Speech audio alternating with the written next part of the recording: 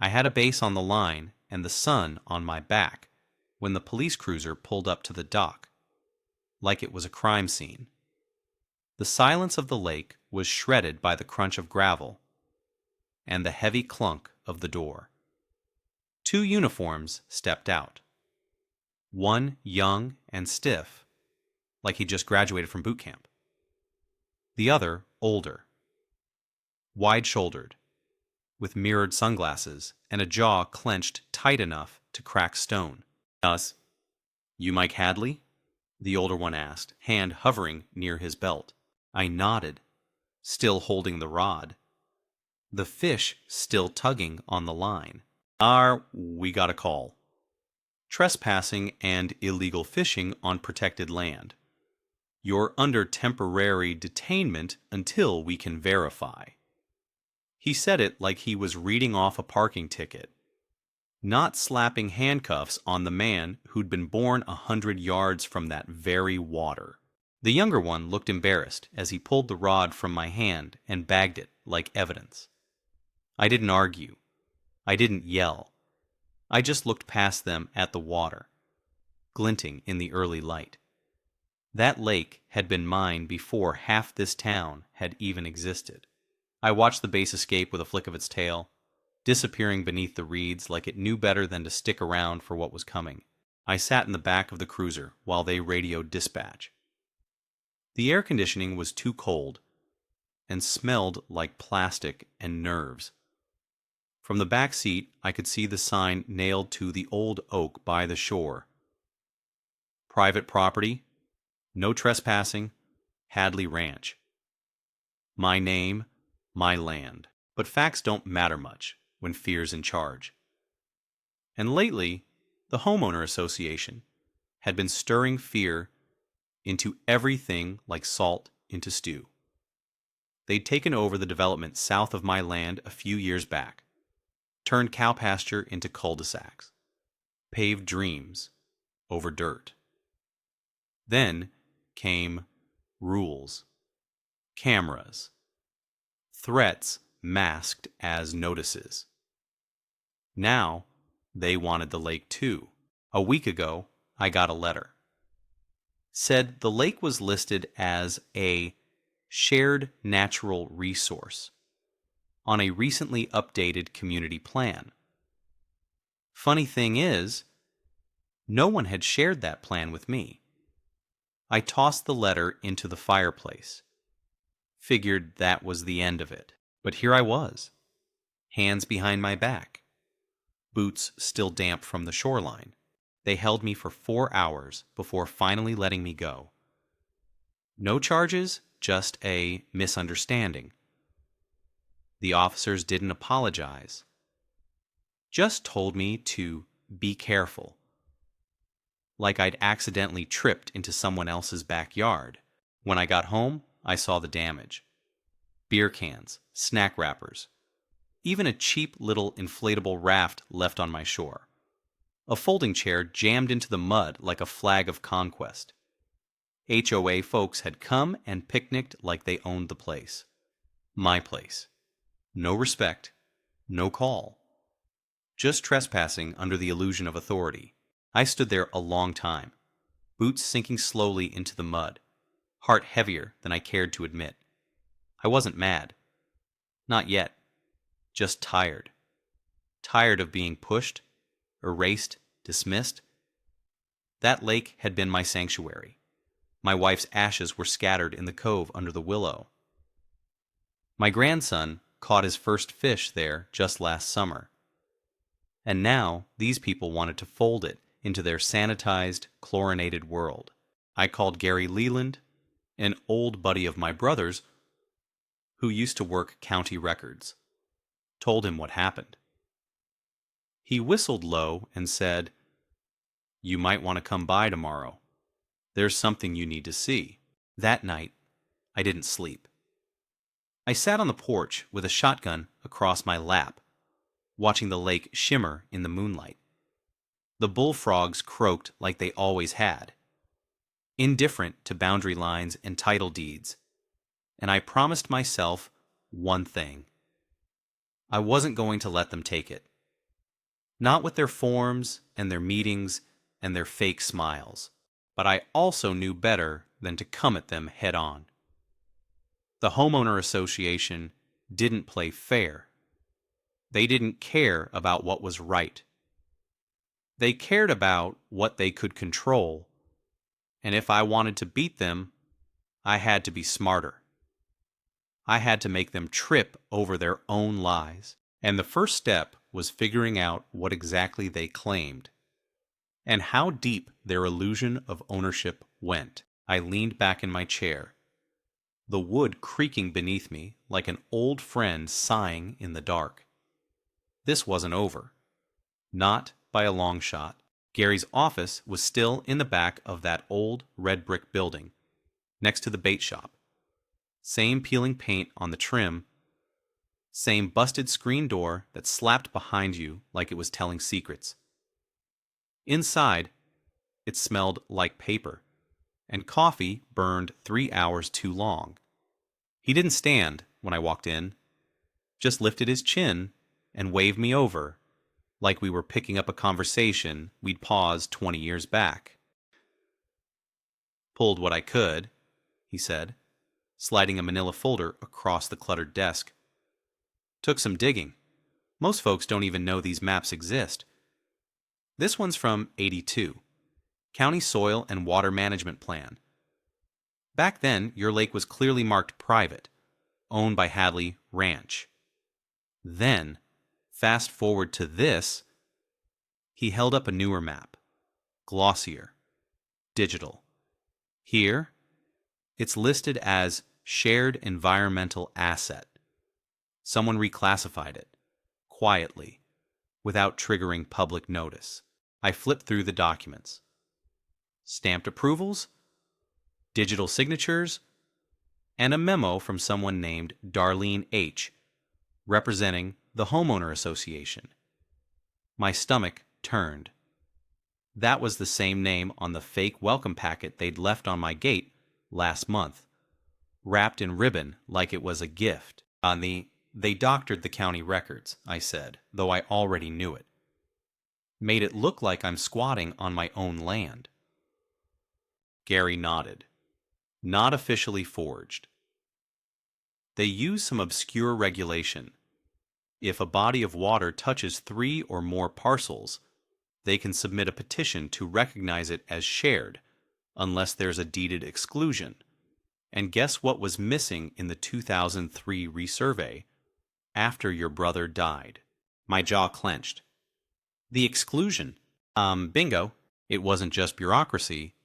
It was theft under the cloak of order. My brother's death, the confusion with probate, and my own damn stubbornness in avoiding lawyers. It had all opened the door for these parasites. And they hadn't just crept in. They'd remodeled the damn locks. Gary leaned back, lacing his fingers behind his head. You could fight it, but they'll drag it out, burn you down with paperwork. And every month they'll keep letting their members swim, boat, toss their garbage like it's a city park. You saw what happened just this weekend. It'll only get worse. He wasn't wrong. I didn't have the money or patience for a 5-year legal slog. But I wasn't about to roll over and let them claim my blood and soil. What if, I said slowly, they were forced to admit it was theirs? Publicly? Irrevocably. Not just in principle, but on paper. Gary looked confused. But that's what they want, isn't it? Exactly, I said. They want the pride without the burden. But if they claim it's community land, then maybe it's time someone holds them to that. Every last inch, every drop. I left Gary's office with a copy of that 2003 resurvey and a photo of the HOA's public post listing the lake as shared. My hands were shaking, not from fear, but from something colder. Calculation. That afternoon, I walked the perimeter of the lake, took pictures of every picnic table, every beer can, every pair of flip-flops left like breadcrumbs. I photographed the HOA signs too, those self-righteous wooden posts with stenciled letters. Community use only. Lake hours, 9 a.m., 6 p.m. They done me a favor. They documented their lie. Back at home, I sat at the kitchen table with my laptop open and a yellow legal pad beside me. I called up the county's Environmental Tax Board, spoke to a woman named Stephanie, who sounded tired and overworked. "Yes, ma'am," I said, voice like honey. "I'm calling about the reclassification of Hadley Lake.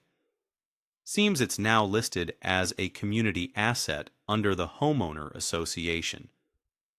Just wondering if that's updated in your tax assessments." She tapped keys, muttered under her breath. No, it's still marked as private." "Why do you ask?" "Oh, just making sure it's accurate. Would hate for the county to miss out on any back taxes, especially on that size of water access." She paused. "How big did you say it was?" "Just under 17 acres. They list it right there on their site as a recreational feature. Got a dock, boats, even scheduled yoga on Saturdays." Stephanie went quiet. I heard typing, then a soft, skeptical, "We'll take a look." I smiled and hung up. That night, I watched the lake from my porch again. But this time, I wasn't a man watching something slip away. I was baiting a hook. The trick was letting them walk right into their own snare. And if the bait was juicy enough, pride, power, and fake prestige, they wouldn't just bite, they'd swallow the whole damn line. 2 days later, a white SUV with HOA decals rolled up my drive like it belonged there. 3 of them stepped out. Darlene, the queen bee herself, a squat woman with frosted hair and a clipboard she treated like a scepter, and 2 board members I didn't know by name. One of them wore boat shoes on dry dirt. The other had a Bluetooth headset still blinking in his ear. I met them at the edge of my porch, arms crossed, coffee mug steaming in my hand. "Mr. Hadley," Darlene began, using that saccharine tone folks reserve for toddlers and idiots. "We've received some concerning reports that you've been interfering with community use of Lake Wren." You mean Hadley Lake," I said, taking a slow sip. She smiled tight. "As you know, it was reclassified as a shared environmental zone during the 2003 property alignment." "Sure," I said, nodding. "And, as I understand, you've declared it publicly on your website, posted signage, and hosted events on that property." That made her blink. The Bluetooth guy shifted his weight. Of course," she said, a bit less sugar now. "We believe in full transparency." "Excellent," I said, "because the county tax board is doing a reassessment based on the amenities you've listed. They may reach out. 17 acres of recreational property should carry a certain weight financially." The guy in boat shoes cleared his throat. "You notified the county?" Didn't need to," I said. "Just pointed them to your website." Darlene's eyes narrowed. Her voice dropped an octave. "Is that a threat, Mr. Hadley?" "Not at all. I believe in full transparency, too." They left without another word, heels and soles crunching across gravel like a retreat. I didn't smile. Not yet. This wasn't a victory. It was the first ripple. That afternoon, I drove into town and stopped at the little print shop off Main. Had 30 color copies made of the HOA's webpage, just in case they tried to scrub it. Then I bought a new trail cam and mounted it on the pine near the lake, pointed square at the dock. If they were going to play games, I'd record every move. The next week, traffic around the lake slowed. Fewer families. No yoga mats. No loud music. It was like someone flipped a switch. I'd ruffled feathers, but I knew birds like these didn't fly far. They circled back when they thought you let your guard down. I waited. And then it happened. Friday afternoon, while I was hauling feed from the barn, I heard tires on gravel again.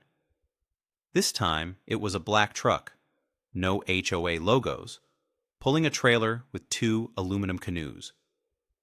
A man and woman I didn't recognize started unloading, waving to someone across the lake. I approached, wiping my hands on a rag. "Y'all lost?" The man looked up, startled. No, sir. We're here for the weekend paddle. Part of the HOA's Lake Excursion Series. Said it was community access. You see a public launch?" I asked, pointing to the rusted gate with a private sign. They gave us a code. I almost laughed. Almost. That night I sent an email to the HOA board, CC'd with a scanned copy of the original deed. No threats, no accusations. Just a calm request to cease public access until legal clarification could be made. I ended with a line that would stick like a burr. Any liability incurred during unauthorized use shall not be the responsibility of Hadley Ranch. 2 hours later, I got a reply. Not from Darlene, but from a lawyer named Brennan Clark. It was short and smug. I cheer. Your claims are being reviewed. In the meantime, please refrain from harassment of HOA members. Harassment. Funny how protecting your own land becomes a crime once the wrong people want it. That weekend, I sat alone at the dock, flipping through a notebook filled with old maps and emails, and thought about my father. He used to say land is like a promise. You don't really own it. You just hold it until someone stronger comes to take it. And then you find out what you're made of. I was starting to find out. By Monday, the county assessor's office had called the HOA for clarification. Then the zoning department. A whisper campaign had started, not from me, but from the machinery of bureaucracy they'd leaned on for years. And that machine had teeth. That's when they made their first real mistake. They called a public meeting on my lake. No permission. No notice. Just a calendar event on their site. Waterfront celebration. Community gathering at Lake Wren. And I had just the plan for that little celebration. It was the kind of morning where the sky hangs low, heavy with the smell of rain that hasn't arrived yet. I was up early, running my hands along the grain of the old dock, checking every loose board, every nail. My father built that dock with his bare hands in '76, back when the lake was just ours and no one dared question it. The wood was splintered now, like ribs sticking out of an old chest, but it still held. I set up the speakers first. Not mine, borrowed from Roy over at the feed store. Big ones, old school PA units. Then came the folding chairs, 30 of them, arranged in perfect rows, each one facing the lake like an audience waiting for a performance. I set a podium dead center, and right on top, I placed a laminated copy of the original Hadley deed. They wanted a celebration? I'd give them one. Around 10, SUVs and golf carts began lining the gravel. People emerged in polo shirts and boat shoes, carrying salad bowls and fold-up tables. Someone had a Bluetooth speaker playing soft jazz. Kids ran toward the water with floaties and towels. Darlene arrived last, of course, strutting like she was walking a red carpet. Her hair was bigger than usual, her smile tighter. I waited until they'd all settled, until the plates were full and the cheap plastic forks started bending under the weight of bad pasta salad. Then I stepped onto the dock, flicked on the mic, and tapped it twice. The sound cracked like thunder. Conversation stopped. All heads turned. "Welcome," I said, voice steady. "Glad y'all could make it." A few confused claps. Someone in the back shouted, "Who's he?" "I'm Mike Hadley, owner of this lake." And I figured if the Homeowner Association wanted a party on my land, I might as well host it proper. You could feel the air shift. Darlene's smile didn't break, but her knuckles turned white around her wine glass. "I brought some reading material," I said, lifting the deed. This document, recorded in 1982 and uncontested since, establishes sole private ownership of this body of water by Hadley Ranch. That's me. Murmurs. Someone laughed nervously. Someone else cursed under their breath. Now, I'm not here to ruin anyone's afternoon. But I figure if folks are going to gather on private land, they ought to know where they're standing. A man in a checkered shirt approached the dock. "I thought this was a community event." "That's what the site said." "Sure it did," I said. "But sites lie. People lie. Paper doesn't." I turned, pointed to the trail cam mounted on the pine. The red light blinked slowly. This camera's been recording all activity on this dock for the past week. That footage has been submitted along with this deed to the county assessor's office. Any further unauthorized use may result in trespassing charges. That was when the tone changed. Plates hit tables. Conversations exploded in pockets. Darlene moved toward the mic, but I stepped away, letting the silence swallow her. She didn't touch it. Then I picked up a stack of printed flyers. The HOA's own promotional material, advertising Lake Wren as a recreational highlight. I held one up. This flyer was used to promote events on my property.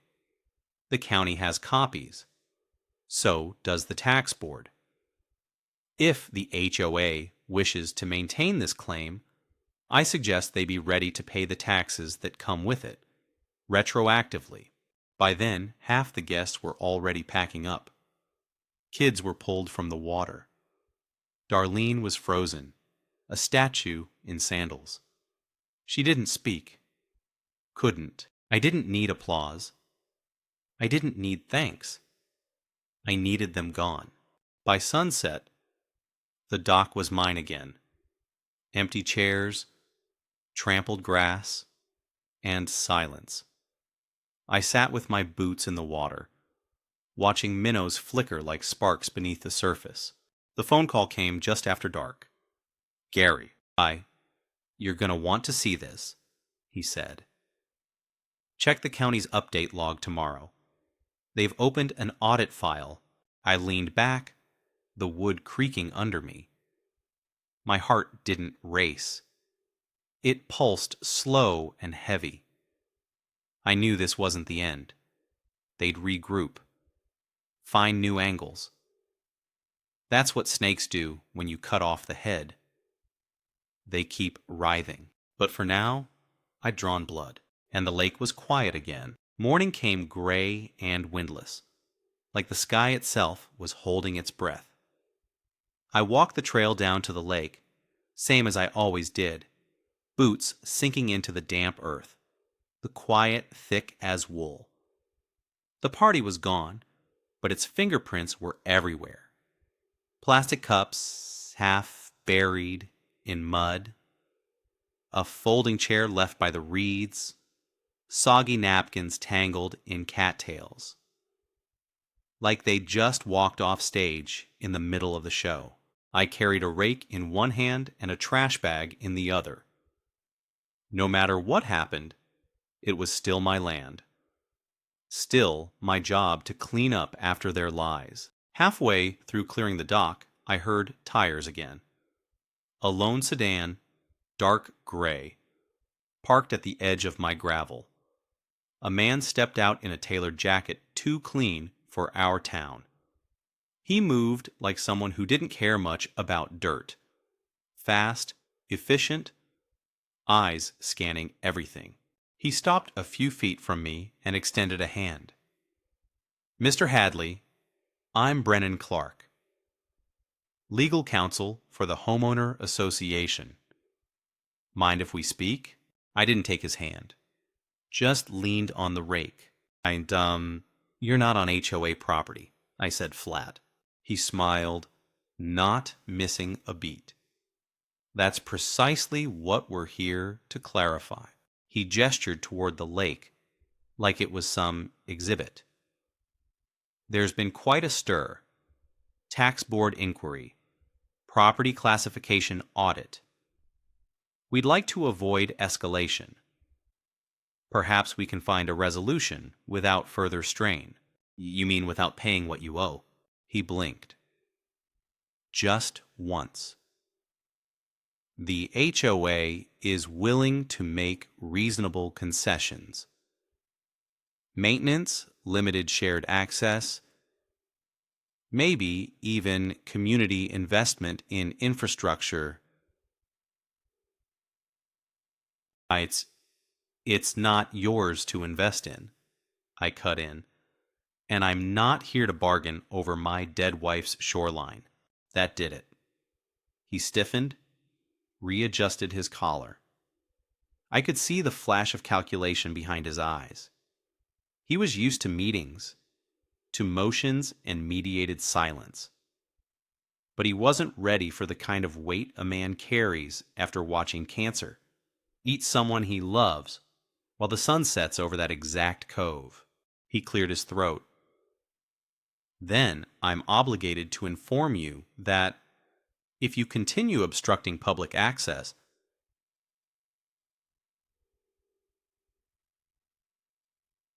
"Yes, you'll do what? Call the cops again?" "Already tried that. All you got was a headline no one printed." He didn't answer. Just nodded once and walked back to his car. No threats, no papers, just a faint promise of future trouble drifting in his wake. That night, I sat on the porch with a glass of rye and a box of photos I hadn't opened in years. My wife, Lila, smiling at the lake, hair caught in the wind. My grandson's first fishing trip, both of us soaked from falling off the dock. My brother, holding up a catfish, big as a toddler. I realized then, this wasn't about taxes or boundaries or bylaws. It was about memory, about roots. And maybe that was something the HOA couldn't ever understand, because they didn't build anything. They just measured, priced, and repackaged it until it fit their comfort. The next morning, the first drone appeared. It buzzed low over the trees like a fly that wouldn't quit. Black, sleek, with a camera pointed right at the house. I watched it from the barn window, heart drumming slow and angry. By noon, there were 3. I caught one of the controllers, a teenager standing on the HOA side of the fence, tapping at a screen. Whose drone?" I asked. He looked up, startled. "The boards. Said we're supposed to document property usage. They said you were building a structure without permits." There was no structure. Just a bench I'd fixed, a place to sit and think. That night, I took a ladder and a slingshot, and knocked 2 of them out of the sky. Left the broken shells on a post by the water, like scarecrows with wings. No one came to collect them. I knew then. They'd stopped pretending. This wasn't about ownership anymore. It was about control. And they didn't just want the lake. They wanted me gone. So I did something I hadn't done in years. I opened the old trunk in the attic, the one with my father's maps, survey records, and the dusty bundle of correspondence with the Department of Natural Resources. That was when I found it. A letter from 1974, a formal request to register the lake as a protected watershed under private designation. It had been rejected, but the reply included something interesting. A clause buried in the state code about jurisdictional authority over environmental assets. An idea began to form. Not revenge, not war. Just a mirror. One I'd hold up so the Homeowner Association could finally see what they really looked like. The thing about a good mirror is it doesn't lie. It just waits, reflects whatever you put in front of it, even if it's something you don't want to see. Especially then. That week, I went quiet. No emails, no calls. Let the HOA think they'd won some ground with the drones and their lawyerly tap dance. They needed to believe I was licking wounds. But I wasn't. I was preparing the glass. I drove 3 towns over to meet a man named Curtis Ree. Used to be a state compliance officer back in the 90s. Now, he mostly fished and filed tax protests for retirees. I brought coffee and the old file box from my attic. He flipped through the maps and nodded. You see this line here? That's the key. You've got upland runoff intersecting with protected agrizone tributaries. That means if any public entity claims stewardship over that lake, they're responsible for water quality compliance, soil nutrient absorption ratings, and sedimentation benchmarks. English, Curtis, he grinned. If the HOA says it's theirs, they inherit every inch of liability. That dock needs testing. That shoreline needs erosion markers.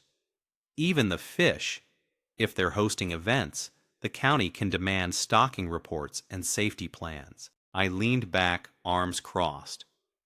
So, if I push them to make it official, they get buried in regulation. They won't just drown, he said. They'll sink screaming. It took 3 days to prepare the documents. Curtis helped me draft a formal inquiry to the State Environmental Office requesting clarification on community-owned watershed oversight within our district. Completely public. No accusations, just questions. Then I printed copies. Dozens. Sent one to every address listed under the HOA registry. Each envelope contained a cheerful cover letter. Since our beautiful lake has become a shared treasure, we trust you'll be proud to join the effort to meet all applicable state environmental compliance protocols. I signed it with Darlene's name. No threats, no demands, just the reflection. All legal, all traceable back to their own claims. The fallout started small. A neighbor stopped me at the gas station, red-faced, flustered. What's this about mandatory shoreline maintenance? I just bought that lot. I didn't sign up for this. I just shrugged. Better call the board. Within a week, I counted 9 lawn signs gone from the lakeside properties. 4 for sale listings popped up online. The yoga instructor posted a cryptic goodbye message on her page. And then came the letter. Not from the HOA this time. From the state. The Department of Environmental Quality was opening a preliminary review. Not because of my letter, but because enough confused residents had called asking about their new responsibilities. That's how you turn control into consequence. Then came the retaliation. On a Thursday evening, someone cut my fence, the one by the north tree line. Just a small gap, but enough for a four-wheeler to get through. Tracks led down to the cove, then back out. No damage to the house. Nothing stolen. Just a message. We can reach you. I didn't call the sheriff. I didn't need the report. I needed the reminder. This wasn't chess anymore. It was something older, closer to the bone. I repaired the fence myself, in silence, under a pink sky bruised by dusk. Every hammer strike echoed like a heartbeat. That night, I sat at the dock, with my feet in the water, shotgun across my lap. Same as the first night this all started. The moon broke through the clouds like a knife through fabric, spilling silver over the lake. I thought about Lila again. How she'd sit here with me, even in silence, even when I was too stubborn to say what hurt. How she'd run her fingers along the dock railing like she was tuning a piano. I missed her more than usual that night. Maybe because I could feel the end coming. Not just insomnia like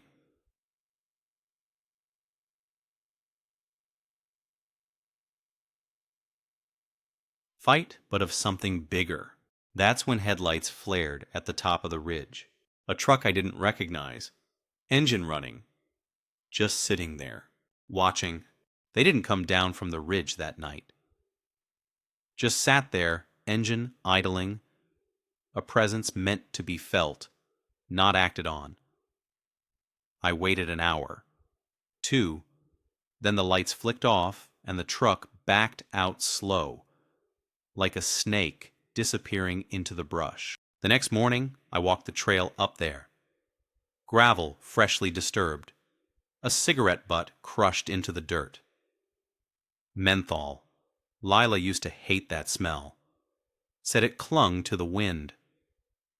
I stood there for a long while, just breathing. Then turned and walked back down. No use chasing ghosts, but something had shifted. By noon, I started getting the calls. Not from lawyers, from residents. First, it was Harold. The guy with the yappy terrier and a pontoon boat he'd never figured out how to dock. "Mike," he said, his voice low, "this HOA thing, it's out of hand. I didn't sign up to pay for water testing. I just wanted peace and quiet." Then it was Bev, the widow who always left apple pies on the community table. They told me I'd be liable if a kid got hurt on that dock. Said it's my duty as a shared stakeholder. What does that even mean, Mike? I didn't answer right away. Just let them talk. And one by one, they unraveled the picture for me. The HOA had doubled down, spinning the audit as a positive step, a way to restructure for long-term sustainability, which meant new fees, stricter rules, and language thick with legal fog. They were bleeding the very people they claimed to represent. And somewhere in the middle of that, Karen cracked. I saw her Sunday afternoon, pacing the edge of the lake, phone glued to her ear, gesturing violently. Her perfectly lacquered hair was windblown, her white blouse stained at the collar. She didn't see me.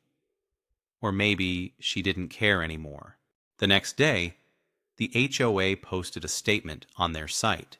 Adi, due to recent administrative burdens and emerging legal uncertainties, the board of the Homeowner Association is suspending all sanctioned activities at Lake Wren until further notice. No apology, no correction. Just silence dressed up as process. But I wasn't finished. That evening, I printed the entire audit packet.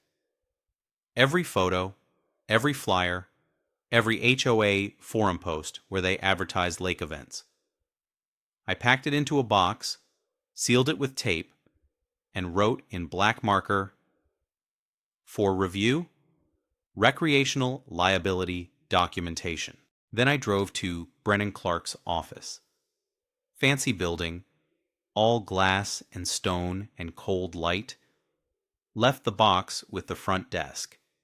No note, just the box. You could call it bait.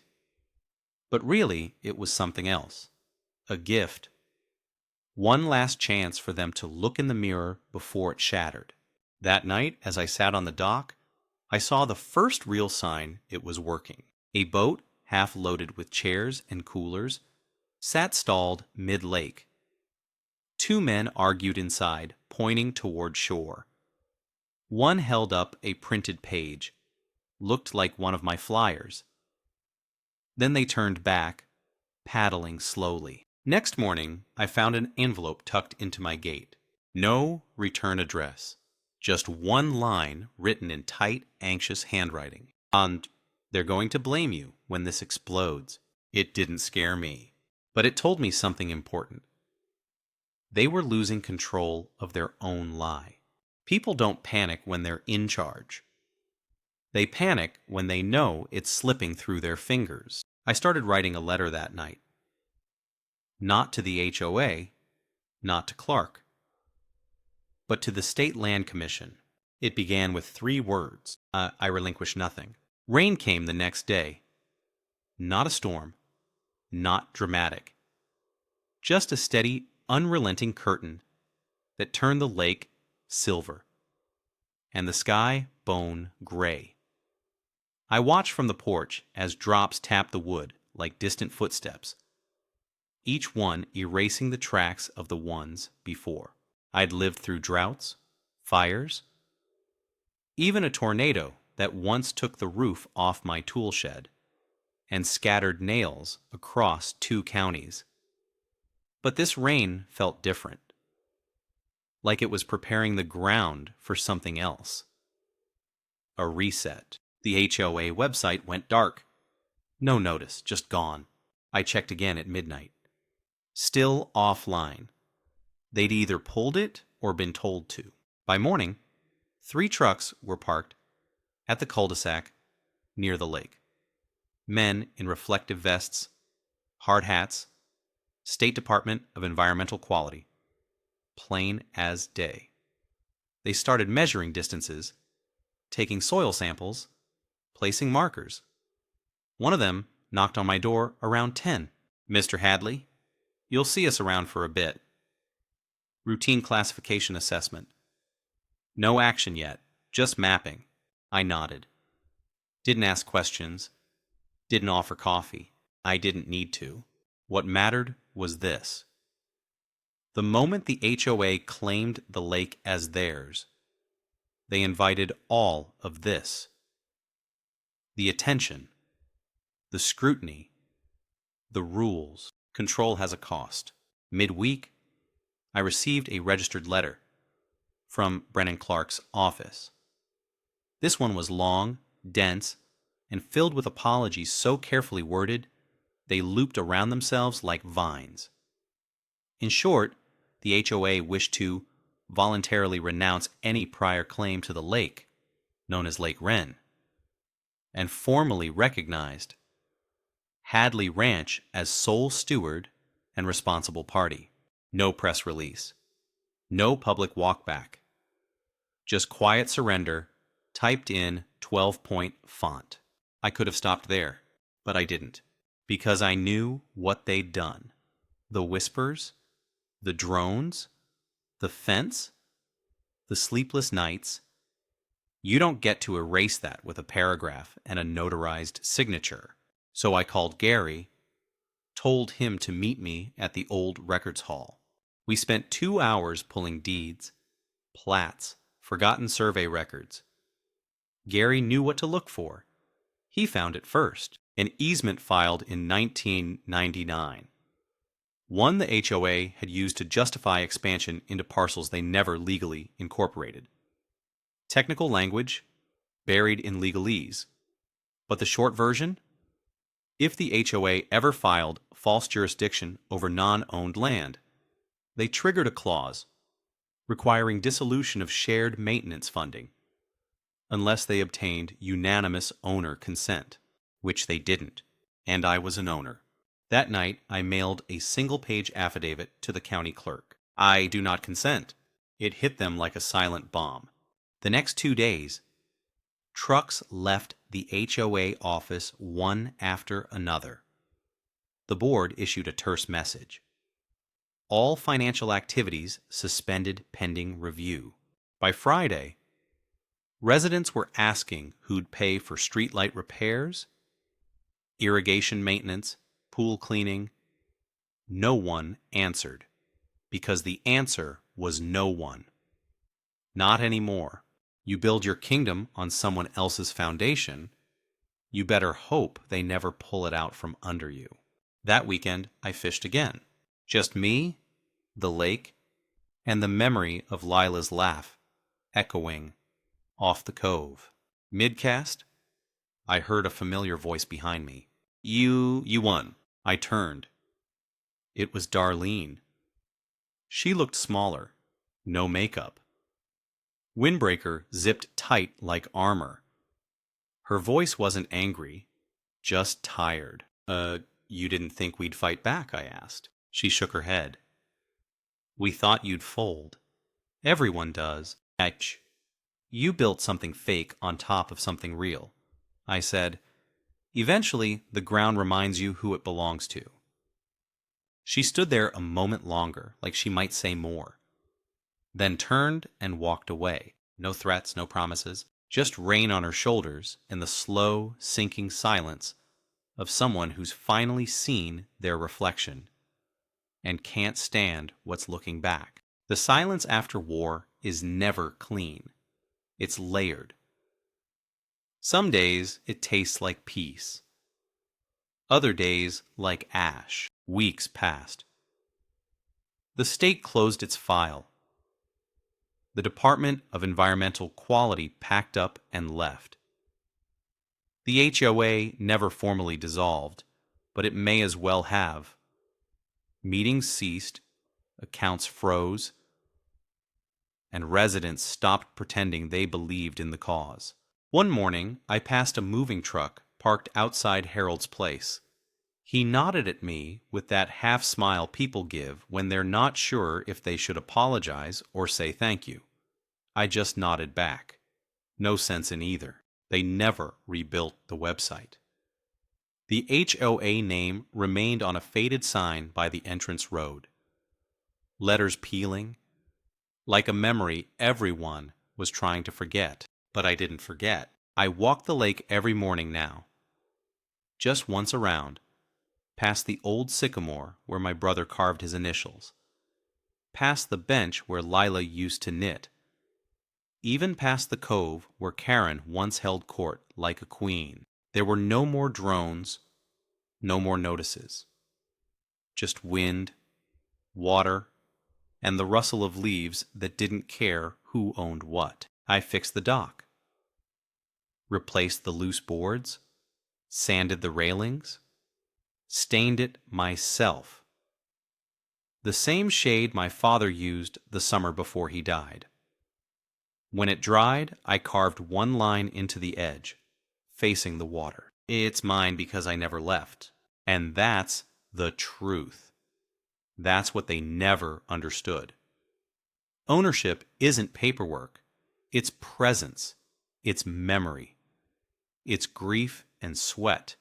And the quiet stubbornness of showing up, day after damn day, while others build empires on shortcuts and slogans. A month later, I received one final letter. Not from a lawyer, not from the state, from the widow, Bev, handwritten. She thanked me, not for saving the lake, but for reminding her that some things are still worth standing for. She said she took her grandson fishing last week, caught nothing, said it was perfect.